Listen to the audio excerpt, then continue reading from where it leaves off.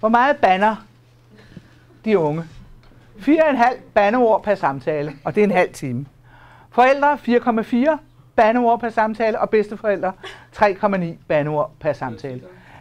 De unge siger sku som nummer 1, skide og ikke en skid som nummer 2, og fandme eller hvor fanden og hvordan fanden. Mens de midaldrende også siger sku, men nummer 2, det er Gud.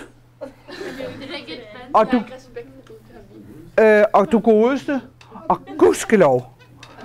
Så I kan se, at når man har oplevelsen af, at unge mennesker bander mere, så er det fordi, at de unge bruger nogle andre, og nogle, som de gamle synes er grovere. Men de synes ikke selv, at deres egne er grove. Havde man lavet dem, da de var unge, så havde man fået nøjagtigt det samme, at deres havde været grove i deres bedsteforældres oplevelse.